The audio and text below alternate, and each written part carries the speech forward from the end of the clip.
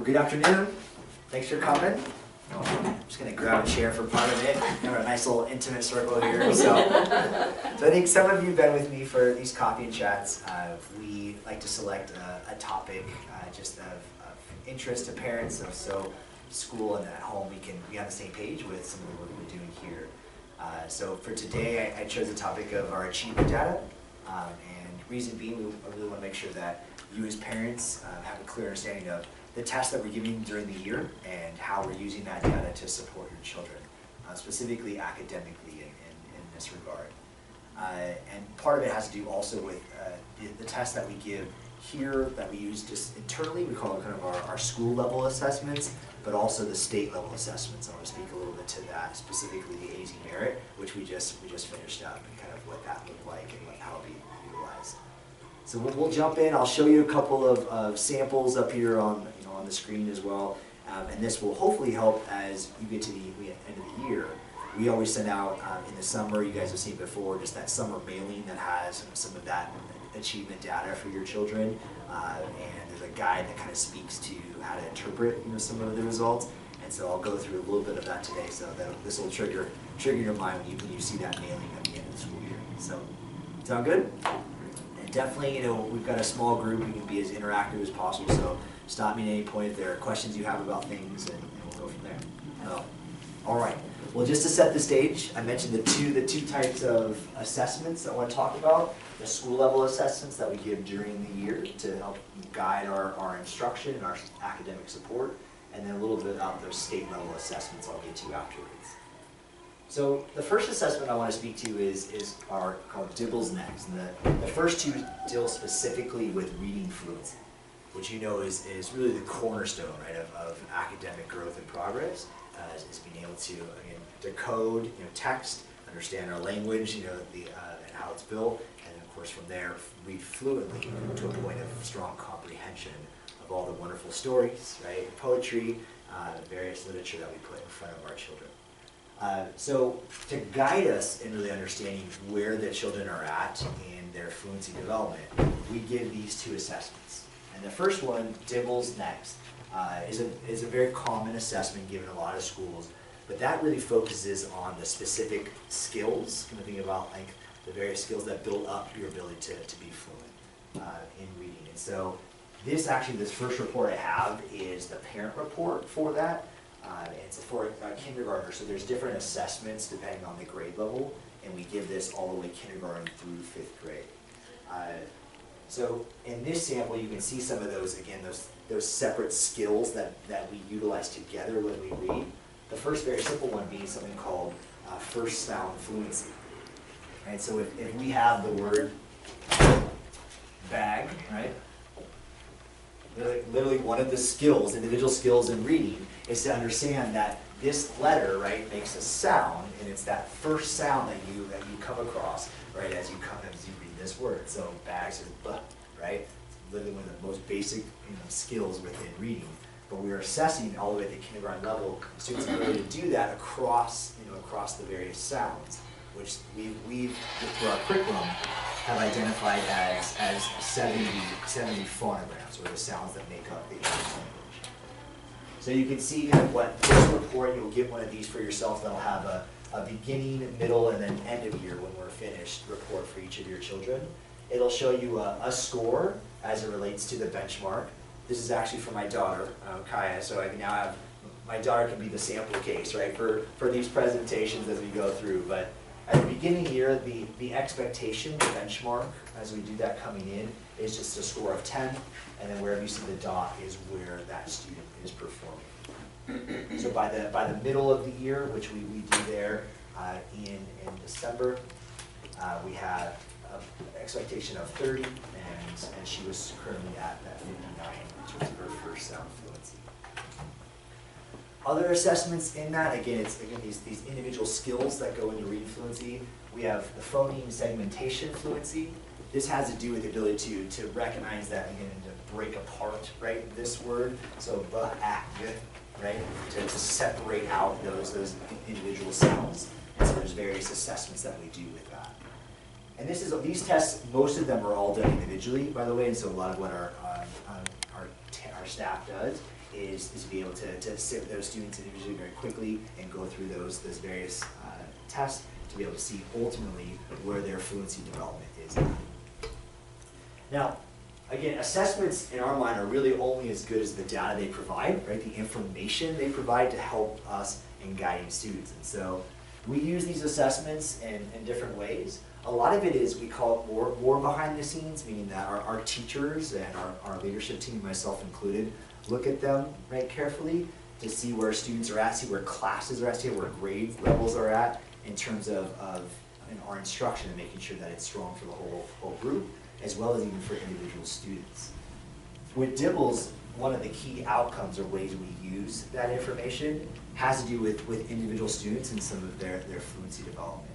And so that looks like just like even when we have our reading groups or different kind of fluency kind of parts of their school day, as well as particularly for students, if we find that the reverse is happening, right, the dot is far below those benchmarks, then we have actually we call it our fluency intervention program, and that's where our teacher apprentices are trained up on a specific curriculum that we use, and they're pulling small groups throughout the day and actually doing some of this gap filling and phonics work and phonemic awareness to essentially build up their fluency forward.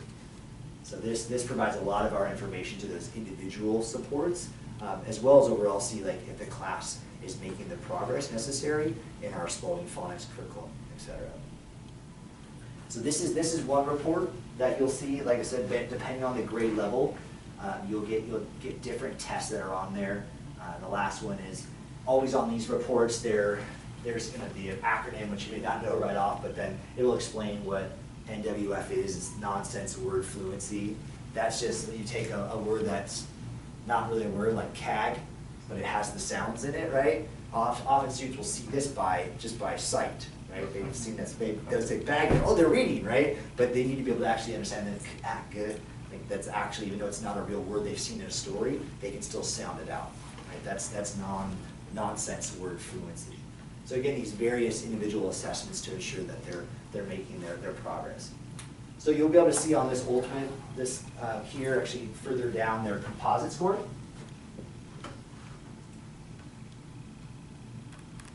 Which will show overall, again, at all those assessments put together, kind of what the benchmark is, where the students we want to see them at, and then ultimately what their score is at each of those time periods. So that's one of the assessments there.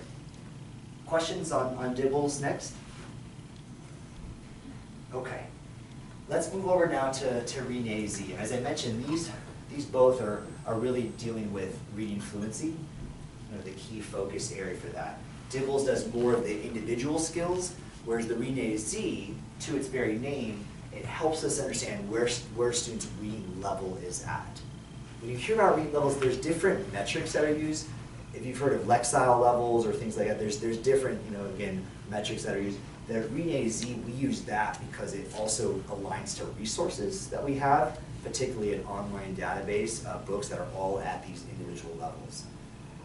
Something you should know about reading development is that one of the best ways to help students grow in their reading is to ensure that they're reading texts that are at their instructional level. Right? You kind of heard of this about if you do something that's too easy for you, right, or too hard, you're not really growing, right? You gotta have something that's just the right challenge, right? That's reaching you forward. Well, that's what the Read AZ program helps us do. It helps us understand that regardless if we got 28 kids at different levels, what is their instructional level for reading? And then we find those levels, and then we actually group students. And again, we're doing all this behind the scenes, and they just know that this group is going to be with boxcar children, this group is going to be reading The Giver, but they're going to be in groups based on their reading level. So that text that they're in can challenge them and allow them to appropriately work on their fluency and ultimately their comprehension or their understanding of the text. So the scale that we use for that looks like this. Shrink this down a little bit if I can. So this is really small, but I just give you a sense of what we're looking at. So this also gives us a guidepost of where we know students should be by the ends and starts of grade levels in terms of their reading levels. And so you can see just by the grades, we've got this A all the way through, goes through 5th grade to the Z down here. By the time they finish our 5th grade, we want all students, we're pushing towards them to be Z level readers, right? And to the text that we provide, those classics that we read each year, they are rigorous texts, as you've probably seen from your children. And so we need to push together on this to make sure that they're advancing forward on their levels.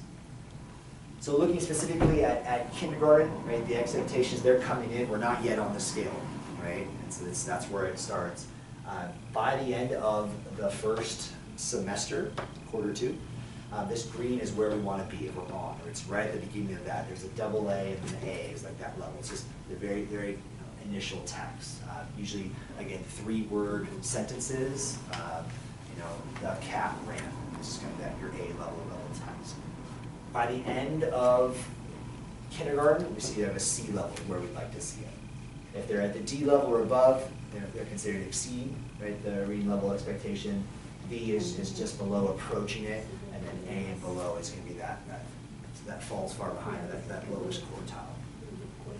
So this also helps us in the sense of we'll have students that will start with us, whether it be 1st or 3rd grade, and we can actually see from this assessment how ahead or far behind that they are, right? And we can actually look at this, so it's not only for that grouping purposes, but back to that individual support. We can see that if a 3rd grader comes into us and they're currently reading at a J level, right? So we'd say they're right now at the end of 1st grade. They're about a year and a half behind. What happens then? So part of it is through the very programs we're talking about. One is we find once they're starting to get involved in our Spalding Phonics program, that helps start building a foundation. Because a lot of it's swimming until they really have these tools about how to break down words and blend them together and things like that. We do this in 2 ways. They join our curriculum, they join our school. We also have recently added a morning program, a tutoring program. So all new students, 1st grade through 5th grade that start having not been with us before are in, if they can, they're in our morning Spalding Phonics Club. So they're not only getting intensive kind of catch up, right, tutoring there, but they're also getting the daily Spalding in their class. So the curriculum is there, the support's there around the phonics development, that's an initial piece. The other part of it is that through the reading groups and the lit circles that we run, they're placed at their appropriate instructional level. So that helps them, as they're in these texts, and we've worked to bring in a lot of great literature. So the Reading AZ has a vast library of books that are built on each of these levels. But we've also done an extra step, which is to take just really good literature, boxcar children, beautiful stories that are in addition to our classics that are leveled. And we figured out kind of where students can read them at different points. So the kids have gotten really excited about it, and that motivation then leads to digging in more to the reading, and then we start seeing this. We start seeing them moving across faster. Fluency interventions are also part of that, so they're getting that as well. So already in that, I've named 4 different avenues by which we're building and moving their fluency forward. And we're often seeing, and we have the data around that we're seeing students make a year and a half, sometimes 2 or more years of reading growth in a year through this work. So that's a lot of the program and the use around the Reading AZ in terms of grouping and individual support. The 3rd assessment that we're giving along the way, and I should note that they're given throughout the year. We give it for these first 3 an assessment in that 1st week of school. So we see kind of right where they're coming in. Also shows us how much, again, regression there is from the end of last year, which typically there's a little bit of that. And also why you hear us push about read with your kids this summer, right? You gotta keep it going, right? Because there is that drop off that happens after a couple of months off.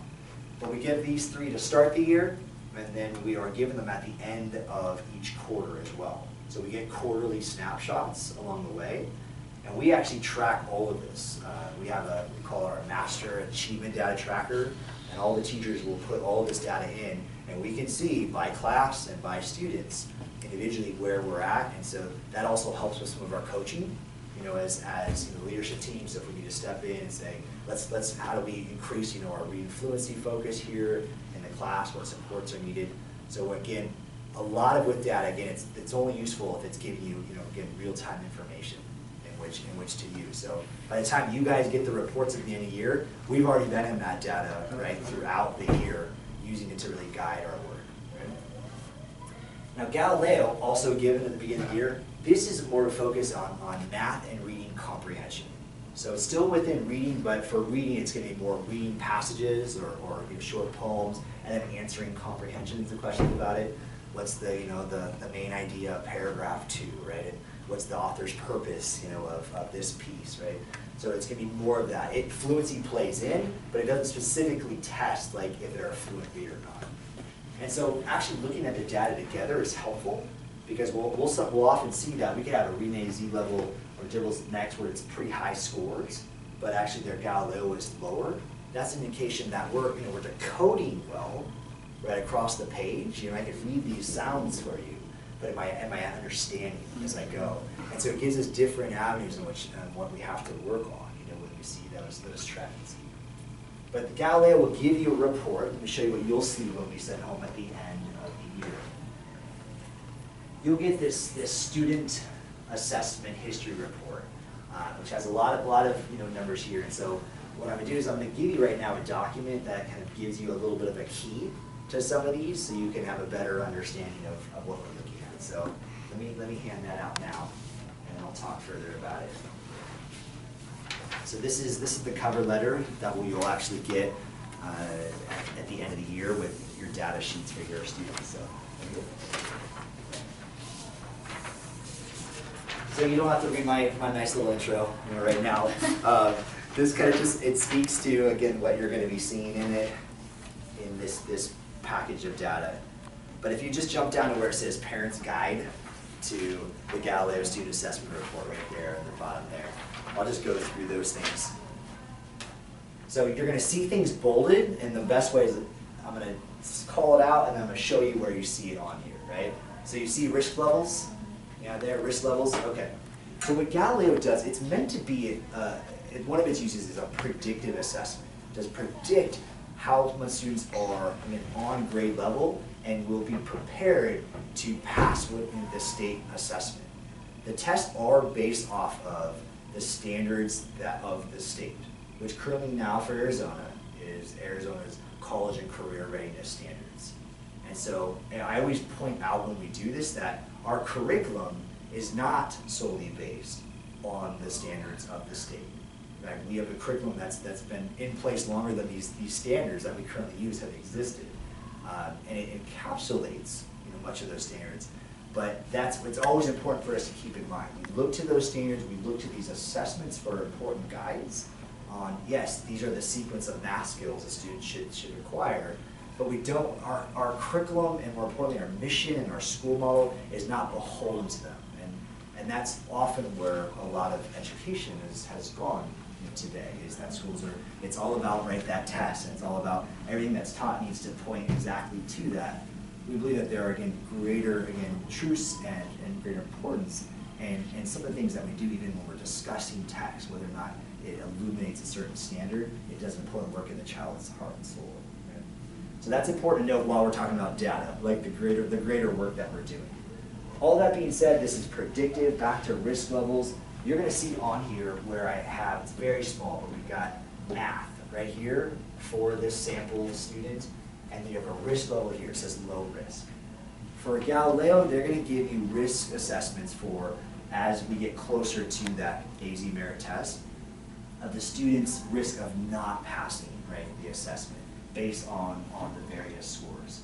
So in this case, for this student at math, there's a low risk, meaning that they're likely to pass it based on what we're seeing. You can see some that say just on course, like no risk or minimal risk. There's low risk, moderate risk, or high risk. And again, as there's more and more assessments, each of these lines is a different test date. As there are more tests that are below the expectation, the risk goes up, right? So more, it's not just one time kid had a bad day. There's more instances where we're seeing they're behind, right? And we look at this as well, by the way, as a faculty. We know that our work is a multi-year work, and so we have an urgency when we see a high risk and we have a student that continually is behind. We want to see growth, right? And in this sample case, I'll show you there is growth in both cases. We need to find out that we can accelerate that growth, but we also know it takes multiple years often to catch students fully up, or to get into those lower risk areas. So when you see risk, that's just what it's referring to, the number of tests that are below the bar, below the grade level expectation. The next one at the very bottom says scores and percentages. Okay, this is kind of what you think of when you take a test. There were 45 questions, I got 30 right, That's 67%. It's only helpful to a degree, and we tell our team and our parents, don't put too much stock in those, because what this system does is a further analysis that kind of it marginalizes any test differences between them, right? So that you really will want to see a score that's more on a continuum, right? That shows us whether they're actually growing from one test to the next. This doesn't always do that, right? In terms of the number of test items and the complexity of different items, we want to get more of a metric that shows us, are they growing along? So we actually point our attention more to what's called the developmental level score. So if you turn over on the back, that's where there's a little bit of that description. And with that, without getting too far into the science of it, because there's a lot that's there, essentially you want to think about this as, again, this long continuum of scores. Everything from 0 all the way up to, I believe it's about 1,500, right? And then again, as anything you want to see, you want to just see those scores going up and up and up, right? By how much? Well, that's part of the science that we'll go through in a minute. But the idea is that you want to see, again, these point totals going up. And that's why we give you, in this case, the expected growth, right, from one test at the beginning and to the end. So this chart, and you'll get an updated one. You see how these numbers are italicized. This is actually previous year's growth expectations, but you'll get a very similar chart like this in your packet. So for 4th grade, you see on this, the expected growth from the pre-test, which is given in August, to the post-test, which is given in May, they're expected to go up 79 points in math, right? Now, if you see this student, this is where some quick math, and I wish they would just put it on here, make it a whole lot easier for parents, but what you've got is the pre-test. I'll just tell you, he or she scored 804 right there, and by the post-test, the last test here, we had 957. So that's actually a growth of 153. 80, 79 was the expectation, up to 153, right? So that's what we want to see, right? We've more than, nearly doubled, right, the expected growth, right? And so that's really encouraging. And so we're looking to have our students all be at that expected growth or higher. That's our goal. So here we're meeting that, and that's really exciting. A score that kind of helps make it a little more simple is the letter that goes with it, right, next to it, these parentheses. That's what this next table is, this abbreviation. These are the same quartiles or categories that are used by the state with AZ Merit. So when you get the AZ Merit, your child's scores are going to be in one of these 4 categories. The highest performance says that they're highly proficient in math or the English language arts. Proficient is that they're at grade level or just above, right? So that's still proficient, by the way, now with the new standard, the new standards in place, and the assessment is a very strong score. And that's part of what I always share in this, is that when we originally were using the AIMS and the AZ standards, these Arizona state standards, the bar was much lower, right? And so you had more and more kids that were passing, but what we were finding in Arizona is that more and more kids were not actually ready. They were going to college and they're like, well, I passed these tests, but they actually weren't ready for college material. And so we as a state, and really the nation, did a lot of this work to say, we really have to just put it where it truly is. It's a high bar. So I encourage you that if you see a proficient score, that's actually a very strong score, because there's a range in which that falls in. It's already a very high bar. But you've got highly proficient, proficient, then you have your partially proficient, PP, and then MP is the minimally proficient. So that's going to be kind of your lowest quartile of scores. So you can see from this and that continues, that category expectation continues to move along with the test. So obviously a student is expected to know more and perform better on their assessment in May versus when they did in August, right? And so you can see that on here, we started that very low score, that partially proficient, made a really big jump in terms of the growth. You can probably just see just the letter, but up to the proficient.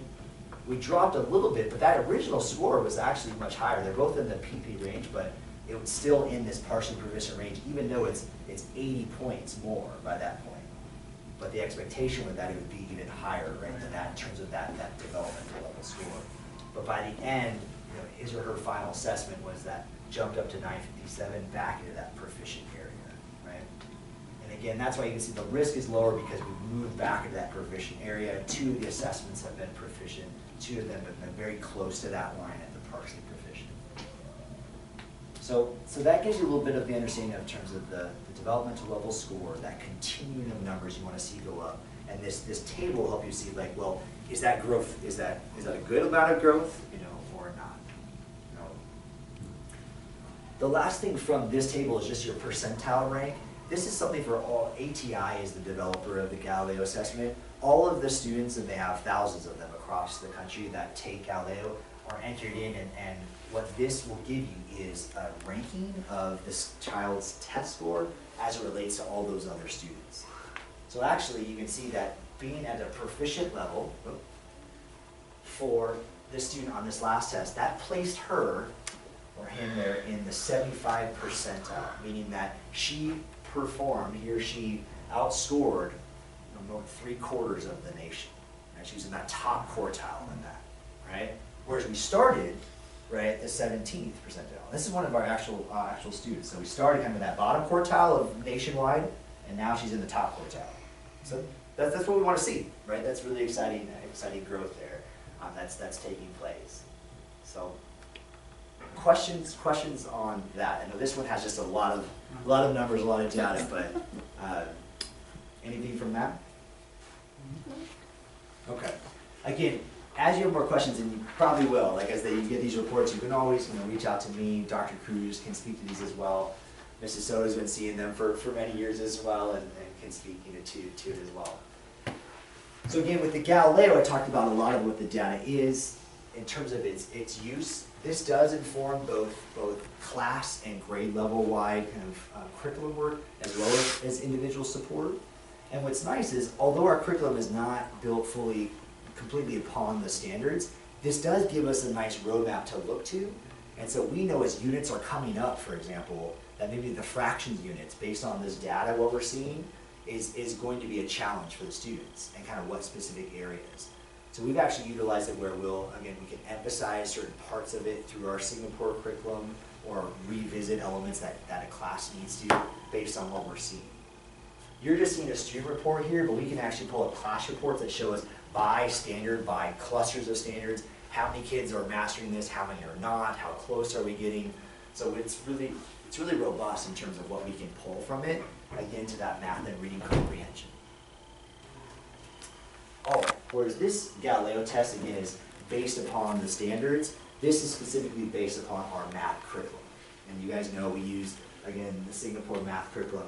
This is given to our network-wide, so it gives a sense of, outside of just the chapter and unit tests that I haven't been talking about today, that we obviously give throughout the year, this gives us kind of an overview of students' progress along the Singapore curriculum, which has some nuances in terms of the focus on some real concrete knowledge, applying of knowledge to kind of more of those word problems, real world situations.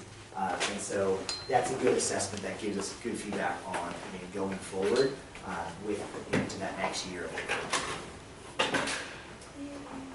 So again, see that especially in the first 3 camps here, we're readily using achievement data to give us information about student progress, about classroom progress, and our school's progress. And so, and we're using that along the way to inform our instruction and help our students move forward. So you can, now that I'm arming you with this information, you can ask teachers at any point, what's my child's Galileo scores, right? You can ask, what is their reading level, right? We know these things, and we try to share them out at the conferences, right, and other times, but these are things that you can ask for and have access to, and we will give you at the end of the year as well. All right, just a couple words on the state level. 2 of them to note, the Azella test is the test, the state's language development test. So for those that are English language learners, that's typically identified first by parents in their applications to the school. There's an assessment to see where they begin, and then we have in place various programs, including individualized language learning plans, which are called ILLPs, that we actually implement those. So teachers are helping those students in particular learn the English language along with the content, right, of the course and of the school year. So that's in place, and we have a very good track record in terms of students that are promoting to what's called fully English proficient. And so typically we're having around 50% of our students that are in that program and then essentially graduating out of it as we move through. So, and a lot of that honestly is to the specialized work, but just the phonics program and a lot of the reading programs I had talked about, those things, now they're good for just learning English if it's your first language or even if it's your second, and developing a real foundation there. The AZ Merit is where I'll close, and that is our new statewide assessment. You all know that we are a charter school, we are a public charter school, and as such, we are still responsible and we are held accountable to the progress of our students along the state standards. So we do this important work in terms of our mission, right, our curriculum, and I just mentioned how it doesn't align, it's not beholden to the standards, but we still are accountable to those standards. And so we very carefully have still chosen what we put in front of our kids, believing that it is best, with also the belief that if we do the work well and strategically, following along with this data behind the scenes to inform what we need to do, that we will still score well, and we have in our AZ Merit results. The AZ Merit, just to give you a little bit of the background, so it's mainly in April, so we just finished, we all exhaled, because it's a big undertaking, it really is, and it's moved now to an online platform, which the kids love. They're there with their headphones and their mouse and clicking around it. It's a lot of drag and drop things, so it's gone much more technologically savvy, as well, which I think has, to a lot of our students that are on more of those platforms, it helps in terms of even their excitement and motivation around it. But we do some very careful training around it. We do practice runs in our morning program. We're doing typing practice, so they're kind of getting used to that and getting comfortable with keyboards. But it is an online platform, and again, it has various questions that involve more technology-enhanced items, but still in the camps of mathematics and English language arts. Those results, unlike these, which we take during the year that give us real-time information throughout the year, this is taken in April, and right now the cycle is we don't see that data typically till June. Granted, this is the third year of the state doing this, so we're still getting our feet wet around it as a state. But this gives us more information, just kind of overview going into the next year, kind of big camps to look at, like teachers we need to support, maybe areas that we're going to be more intentional around some of this data along the way. But you will have access to your child's score reports, and those will be in these camps, those same 4 camps, of that highly proficient to that minimally proficient. So you will be able to see kind of where they fall. And again, I caution everyone to say that the bars has been set very high on those, which is good. And so we'll see that. But with that, like I said, something that we'll continue to engage in.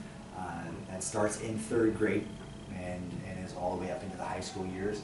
And so we'll continue to obviously administer that and monitor that data carefully. I will close by saying that they're still running a lot of data, comparative data as well. But last year, in terms of the schools that are in what's called the Phoenix Union High School bound, there are a little over 200 schools. We were in the top 20 in both math and language arts in those areas. So that was really exciting for all those schools serving here. So again, we've done well on that, and we don't make it what we're all about, right? We're not talking AZ Merit with kids left and right and standards. We're talking about learning, right? About mathematics and sciences and reading and beautiful text. So it's exciting to see that we're doing what we think is most important around putting before them and still getting good results. So yeah, so that's what I have for you today. But I know we've been kind of asking a few things along the way. But was there any other questions in terms of achievement data and our use of it? Oh, I don't have any questions. I think it's pretty self-explanatory. Okay. Yeah. Great. Well, definitely, you know how to reach A lot me. of questions, you know, once we get. Yeah, get the data report. Yeah, exactly, and I'm then sure yeah, we'll let me know. Shoot me an email or we can come by and so we'll be here in the summer too for summer school. So Oh, you yeah, guys gonna have summer school, right? that's right. You Yeah, guys, so. you said you have like